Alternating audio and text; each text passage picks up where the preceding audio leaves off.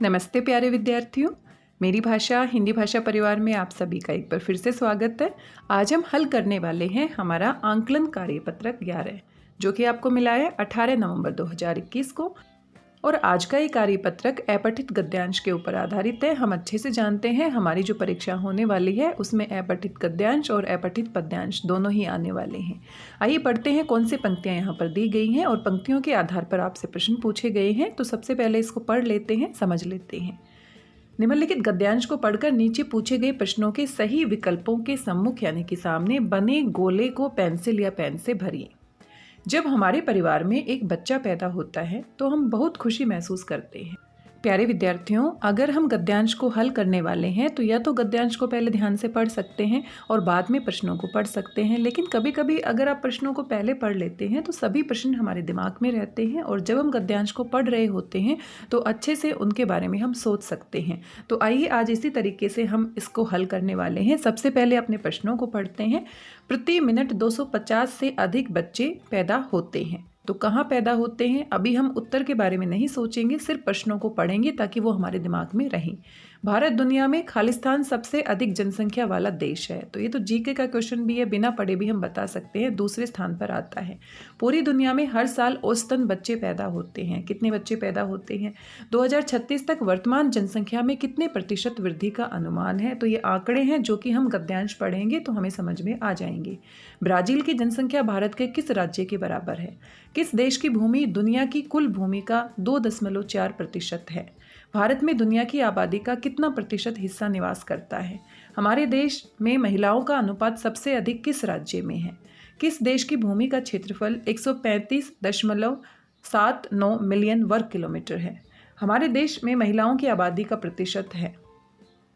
प्रश्नों को पढ़ने के बाद हमें अंदाजा लग ही गया है कि जो हमारा गद्यांश है वो बढ़ती हुई जनसंख्या के बारे में दिया गया है। जब हमारे परिवार में एक बच्चा पैदा होता है तो हम बहुत खुशी महसूस करते हैं और हम इस अवसर को मनाते हैं। लेकिन क्या कभी आपने सोचा है कि एक ही समय में पूरी दुनिया में कितने बच्चे पैदा होते हैं? ये हमारा सवाल भी पूछा गया था। शोध में ये पाया गया है कि प्रति मिनट, हर एक मिनट 250 से अधिक बच्चे पैदा होते हैं पूरी दुनिया में।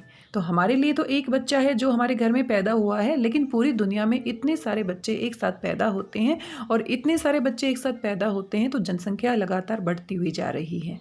और हर साल औसतन 120 मिलियन बच्चे पैदा होते हैं। अगर एक साल के आंकड़े की बात करें तो 120 मिलियन बच्चे पैदा होते हैं। संभवतः ये आपके लिए एक हो सकता है, मगर वे जनसंख्या के मामले में कई हो जाते हैं। तो ये बात हमें सोचनी है कि जनसंख्या लगातार कितनी बढ़ती हुई जा रही है और पृथ्वी का जो आकार है, जो हमारे देश का आकार है, जो हमारा क्षेत्रफल है, वो तो नहीं बढ़ रहा है, सिर्फ जनसंख्या बढ़ रही है। और जितनी जनसंख्या बढ़ेगी क्षेत्रफल उतना ही रहेगा, तो संसाधन भी क्या होते जाएंगे? कम होते जाएंगे। इसीलिए हम कहते हैं कि जनसंख्या विस्फोट की स्थिति उत्पन्न हो गई है और जनसंख्या नियंत्रण पर हम सभी को ध्यान देने की आवश्यकता है। जनसंख्या के बारे में कुछ तथ्य दिए गए हैं। साल 2018 की जनगणना के अनुसार भारत की जनसंख्या 135.26 करोड़ थी। तो जब दशमलव के बाद की संख्या को हम पढ़ते हैं तो इसको हम 26 नहीं बोलेंगे, बल्कि अलग अलग जो बिंदु है उसके हिसाब से हम इसको बोलते हैं। अगर हम इंग्लिश में बोलेंगे तो 135.26 नहीं बोलेंगे और हिंदी में बोलेंगे तो 135.26। भारत में पूरी आबादी में 48.04% महिलाएं और 51.96% पुरुष हैं। तो यहाँ पर पुरुष और महिलाओं के बारे में भी प्रतिशत दिया गया है। केरल वह राज्य है जहाँ देश में महिलाओं का अनुपात सबसे अधिक है। तो केरल एकमात्र ऐसा भारत का राज्य है जहाँ पर महिलाएं ज़्यादा हैं और पुरुष अनुपात में कम है। भारत में दुनिया की आबादी का 17.7% हिस्सा है और दुनिया के 2.4% भूमि है भारत के पास, जो कि 135.79 मिलियन वर्ग किलोमीटर है। तो यहाँ पर सोचने की आवश्यकता है। एक बड़ा सा सवाल हम सबके दिमाग में आना चाहिए। मान लीजिए आपके पास एक ही कमरा है और एक ही कमरे में सिर्फ 2 लोग रहते हैं, तो बड़े आराम से उस कमरे में रह सकते हैं। अब कमरे का आकार उतना ही है, क्षेत्रफल उतना ही है और वहाँ पर 4 लोग रहना शुरू कर देते हैं। तो थोड़ी सी दिक्कतें आएंगी, लेकिन फिर भी वहाँ पर समायोजन किया जा सकता है, एडजस्टमेंट किया जा सकता है। अब मान लीजिए उसी कमरे में जिसका क्षेत्रफल उतना ही है, बिल्कुल भी नहीं बड़ा है, और 10 लोगों को वहाँ पर रहने के लिए बोला जाए तो समस्याएं बढ़ जाती हैं, और 10 की बजाय अगर 20 जनसंख्या हो जाती है उस कमरे में तो फिर सोचने वाली स्थिति हो जाती है। ऐसी ही कुछ स्थिति हमारे देश के साथ भी है। हमारे देश का जो क्षेत्रफल है पूरी दुनिया के हिसाब से 2.4% है और जनसंख्या 17.7% है। तो यहाँ पर एक बड़ा सा सवाल है हम सभी के पास, हम सोचें और किस तरह से जनसंख्या को हम नियंत्रण में ला सकते हैं, क्योंकि क्षेत्रफल तो उतना ही रहने वाला है लेकिन जनसंख्या लगातार बढ़ती ही जा रही है। भारत दुनिया में दूसरा सबसे अधिक जनसंख्या वाला देश है और चीन पहले स्थान पर है। तो चीन की बात करें तो चीन का क्षेत्रफल भारत से कई गुना ज़्यादा है। तो क्षेत्रफल और जनसंख्या का अनुपात भी देखना होता है, सिर्फ लोगों की जनसंख्या नहीं देखनी होती है। तो चीन के पास क्षेत्रफल बहुत ज़्यादा है और वहाँ पर जनसंख्या पूरे विश्व में अगर बात करें तो पहले स्थान पर चीन आता है और दूसरे स्थान पर हमारा भारत आता है, जो कि अच्छी बात हो सकती थी अगर हमारे पास क्षेत्रफल बहुत ज़्यादा होता, अगर हमारे पास भूमि बहुत ज़्यादा होती, लेकिन भूमि बहुत ही कम है और लोग बहुत ही ज़्यादा हैं। तो इसीलिए ये बहुत ही सोचनीय स्थिति है, बहुत ही बड़ी समस्या हमारे सामने है। भारत में उत्तर प्रदेश की जनसंख्या ब्राज़ील की जनसंख्या के बराबर है। ब्राज़ील जो देश है उसकी जनसंख्या भारत में केवल एक राज्य की जनसंख्या यानी कि उत्तर प्रदेश के बराबर है। जनसंख्या के बारे में ऐसा अनुमान है कि वर्ष 2036 तक इसके 1.52 बिलियन तक बढ़ने की उम्मीद है, जो वर्तमान जनसंख्या का 30% अधिक हो जाएगा, जो कि बहुत ही भयानक स्थिति उत्पन्न करने वाला है। निष्कर्ष ये है कि हम सभी को इन तथ्यों के बारे में जानना चाहिए, क्योंकि जब तक हम इन स्थितियों के बारे में नहीं जानेंगे, नहीं समझेंगे, तब तक हम सोच नहीं पाएंगे और उसके बाद ही हम इसके बारे में सोच पाएंगे। ऐसे कई लोग हैं जो इसके बारे में सोचते भी नहीं हैं, फिर भी हमें दूसरों को शिक्षित करने की पूरी कोशिश करनी चाहिए। भारत की जनसंख्या का एक बड़ा हिस्सा ऐसा भी है जो जागरूक नहीं है, जिनको इस स्थिति के बारे में जानकारी नहीं है, जनसंख्या किस तरीके से बढ़ रही है। वो सिर्फ अपने परिवार के बारे में सोचते हैं कि हमारे परिवार में इतने सदस्य हैं, लेकिन बहुत बड़ा जो हिस्सा है वो इस स्थिति को नहीं समझ रहा है। तो हमारा एक कर्तव्य बन जाता है कि हम ऐसे लोगों को भी शिक्षित करें ताकि वो सोच पाएँ, समझ पाएँ स्थिति क्या है। जब हम तुलना करना शुरू करते हैं तो हम बदल जाते हैं, अन्यथा हमें लगता है कि हम सर्वश्रेष्ठ हैं। तो हम अपने आप को बहुत ही अच्छा मान रहे हैं, इसमें कोई दो राय नहीं है। लेकिन जब बाकी देशों के क्षेत्रफल और जनसंख्या की तुलना हम अपने देश के क्षेत्रफल और जनसंख्या के साथ करते हैं तो फिर हमें सोचने की आवश्यकता है। ये सिर्फ सरकार नहीं है जो सभी बदलाव ला सकती है। सरकार समय समय पर कार्यक्रम चलाती है, परिवार नियोजन के बारे में बताती है, साक्षरता नियम के बारे में बताती है, लेकिन सरकार कब तक काम करेगी जब तक वहाँ के नागरिक शिक्षित नहीं होंगे, नागरिक स्वयं नहीं सोचेंगे इन समस्याओं के बारे में। बल्कि ये हमारे ऊपर है और हमारे रिश्तेदारों और परिचितों को भी सिखाती है।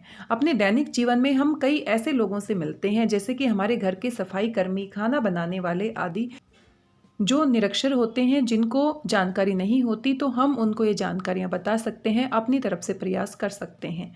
हम इस जानकारी को उनके साथ भी साझा कर सकते हैं और इस तरह से हम राष्ट्र के विकास में अपना योगदान दे सकते हैं, क्योंकि हमारे पास संसाधन सीमित हैं, प्राकृतिक संसाधन सीमित हैं। हम उनका कितना दोहन कर सकते हैं, कितना प्रयोग कर सकते हैं। लगातार जनसंख्या बढ़ती रही तो स्थिति बहुत ही भयानक आ सकती है। आप देख सकते हैं पानी जैसी प्राकृतिक वस्तु के ऊपर भी कितनी दिक्कतों का सामना हमें करना पड़ रहा है, क्योंकि लगातार जनसंख्या बढ़ती हुई जा रही है, कारखाने बढ़ते हुए जा रहे हैं, लोगों की आवश्यकताएं बढ़ती हुई जा रही हैं और धीरे धीरे जो हमारी आधारभूत आवश्यकताएं हैं उसमें भी कटौती होती जा रही है। तो इन सभी के बारे में हम सभी को सोचना है, जागरूक होना है, ताकि इस समस्या के बारे में सोचेंगे, जागरूक होंगे, तभी इसको दूर करने के बारे में हम प्रयास कर पाएंगे।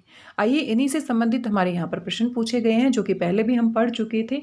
तो यहाँ जल्दी से हम इनके उत्तर दे सकते हैं, क्योंकि सारी जानकारी आंकड़ों के ऊपर आधारित है जो अभी अभी हमने पढ़ी है। प्रति मिनट 250 से अधिक बच्चे पैदा होते हैं। कहाँ पर पैदा होते हैं? पूरी दुनिया का आंकड़ा ये दिया गया है, तो सी विकल्प क्या है? सही। 250 बच्चे पूरी दुनिया में 1 मिनट में पैदा हो जाते हैं और 1 साल की बात करें तो 120 मिलियन बच्चे पैदा होते हैं। भारत दुनिया में सबसे अधिक जनसंख्या वाला देश है। कौन सा देश है? दूसरा देश है। चीन के बाद इसका स्थान आता है, तो यहाँ पर बी विकल्प क्या हो जाता है?